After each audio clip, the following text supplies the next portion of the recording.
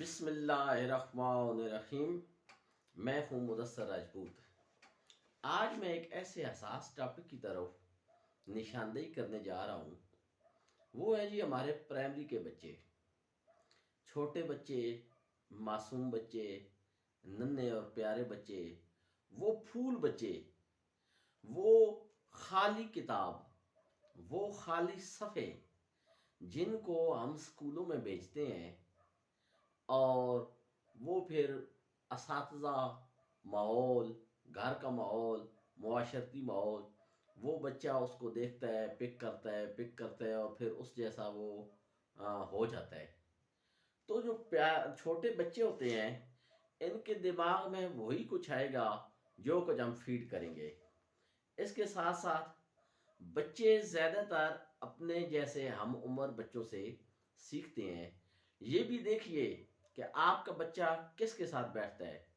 آپ کا بچہ اگر کچھ غلط کر رہا ہے، کچھ غلط سیکھ رہا ہے، تو سب سے پہلے بچے کے دوست دیکھیں، سب سے پہلے وہ ماحول دیکھیں جہاں سے یہ بچہ سیکھ رہا ہے۔ اچھا، اگر ایک کلاس میں 20 بچے ہیں تو وہ 20 کے 20 مختلف گھروں سے آئے ہیں، 20 کے 20 کو مختلف اذہان ہیں، ان کا دماغ مختلف ہے، ان کی سوچ کا طریقہ کار مختلف ہے۔ کوئی زیادہ شارپ ہوں گے، کوئی ویک ہوں گے، کوئی بالکل ڈل ہوں گے۔ تو آپ ایسا نہیں ہو سکتا ہے کہ 20 کو ایک کلاس بنا دیں، ایسا ممکن ہی نہیں ہے۔ ہاں، ان بچوں کو 2-3 کیٹیگریوں میں لے کر جائیں، ان کے الگ الگ بنائیں کہ وہ بچے کون سا اچھا بچہ ہے، کون سا تھوڑا سا کم ہے، کون سا زیادہ وزن برداشت کرتا ہے، کون سا نہیں سیکھتا ہے، کون پیار سے سیکھتا ہے، کون سختی سے سیکھتا ہے۔ تو آپ نے ان کی کیٹیگری بنانی ہے۔ اور ایک بات یاد رکھیے، جب آپ بچے کو پڑھا رہے ہوں گے تو بچے کے ساتھ آپ کو بچہ بننا پڑے گا۔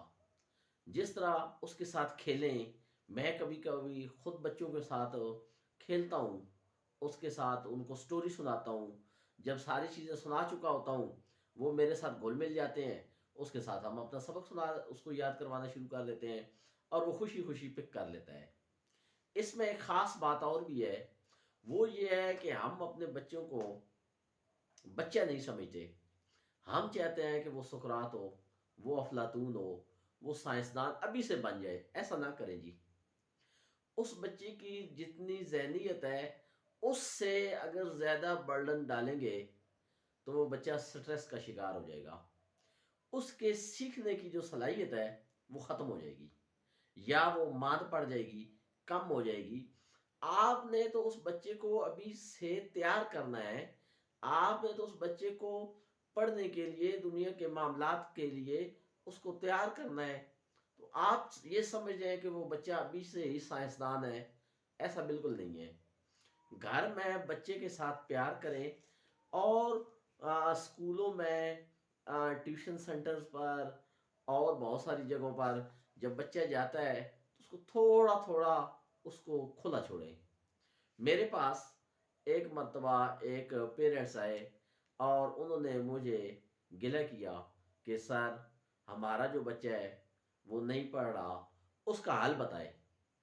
تو میں نے ان سے بچے کی روٹین پوچھی، تو اس کی جو امی، وہ خود بھی ٹیچر تھیں، تو انہوں نے کہا کہ میں بچے کے ساتھ بڑی محنت کرتی ہوں۔ میں نے کہا کیسے آپ محنت کرتی ہیں؟ تو انہوں نے کہا جی صبح وہ بچہ اسکول جاتا ہے، وہاں سے 3-3:30 بجے گھر آتا ہے، میں نے اس کی وین لگوائی ہوئی ہے، 1 گھنٹے کا سفر کرتا ہے، پھر وہاں سے جیسے ہی آتا ہے تو وہ میں مولانا صاحب کے پاس چلا جاتا ہے، قرآن مجید اور دوسرے سبق پڑھتا ہے۔ وہاں سے جب آتا ہے تو پھر میں بٹھا لیتی ہوں، پھر مغرب کی نماز ہوتی ہے تو پھر وہ نماز پڑھتا ہے اور پھر میں بٹھا لیتی ہوں، اور رات 10-11 بجے تک بٹھائے رکھتی ہوں۔ تو میں نے کہا جی آپ تو بچے کے ساتھ ظلم کر رہے ہیں، آپ یہ کہاں سے تربیت کر رہے ہیں؟ تو وہ حیرت میں پڑ گئی کہ سر مدثر کیا کہہ رہے ہیں؟ تو میں نے ان کو کہا کہ آپ ایسا کریں کہ میرے کہنے پر 15 دن بچے کو، جب وہ سکول سے گھر آئے، قرآن مجید پڑھ کے گھر آئے، شام کے ٹائم پر 1 گھنٹہ 1.5 گھنٹہ آپ بچے کو کھیلنے دیں۔ تو انہوں نے کہا اچھا نہیں، بڑا نقصان ہو جائے گا۔ میں نے کہا نقصان ہونے دیں، وہ میں کور کرا دوں گا۔ آپ 15 دن بچے کو کھیلنے دیں، تھوڑی سی آزادی دیں، اور دوسرا گھر میں اتنی زیادہ سختی نہ کرے. 12 دن کے بعد نتیجہ کیا ہوا کہ بچے کا قد بڑھنا شروع ہو گیا, بچے کی صحت بہتر ہونا شروع ہو گئی. اس کے ساتھ ساتھ بچہ جو ہے وہ خوش و خرم ہونے لگا, تندرست ہونے لگا, اور پڑھائی کی طرف بھی اس کا رجحان بڑھنے لگا. تو میں نے ان سے کہا کہ آپ اس کو ابھی سے افلاطون بنانا چاہ رہے ہیں, وہ کوئی سائنسدان تو نہیں ہے, وہ تو ابھی بچہ ہے, اور آپ ٹیچر ہیں, آپ میڈم ہیں, لیکن میڈم کے ساتھ آپ ماں بھی ہیں, تو آپ ماں والا رول بھول گئی. بچے کو کھیلنے دیں, بچے کی ابھی عمر ہے, اس کو پراپر ایک شیڈول بنائیں, اور جب کھیلنے کا ٹائم ہو تو وہ کھیلے, جب پڑھنے کا ٹائم ہو تو وہ پڑھے, جب اسکول کا ٹائم ہو تو وہ اسکول جائے. تو آپ بچے پہ برڈن کم کر دیں. تو پھر اس کا نتیجہ یہ نکلا کہ وہ بچہ اچھے مارکس دے کر وہ پاس ہو گیا.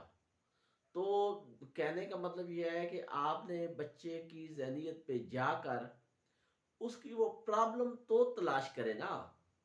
جیسے ڈاکٹر دوائیاں تو دیتے رہتے ہیں, لیکن اگر مرض کی تشخیص نہ ہو تو وہ ساری دوائیاں بیکار ہیں. تو پہلے وہ بچے کی وہ مرض, وہ بیماری تو ڈھونڈیں کہ وہ کیوں اکتاہٹ کا شکار ہے, وہ کیوں ٹینشن کا ہے, وہ کیوں سٹریس میں ہے. تو آپ بچے کے لیول پر جائیں, بچے کے ساتھ پیار سے بات کریں, اس کے دوست بنیں, اس کی پرابلم کو سمجھیں. جب آپ اس کی پرابلم کو سمجھ آئیں گے تو پھر وہ بچہ وہ جو کنفیوژن کا جس کا شکار ہے اس کا حل نکل آئے گا. تو جو پرائمری کے بچے ہیں ان کو پراپر ایک ٹائم رکھیں, پڑھائی, ہوم ورک, کھیلنا, آرام, خوراک, یہ 5 چیزیں آپ نوٹ کر لیں کہ پڑھائی, خوراک, کھیلنا, ہوم ورک, نماز وغیرہ پڑھنا, اور اس کی ہیلتھ یعنی صحت ہو, اور پراپر اس کی جو نیند ہے وہ مکمل ہو. اور ان ساری چیزوں پر آپ نوٹ اپنا وہ کیا کہتے ہیں کہ بالکل ایک نوٹ بک پہ یا ایک شیڈول بنا کے رکھ لیں, اور اس شیڈول کو کبھی مس نہ ہونے دیں.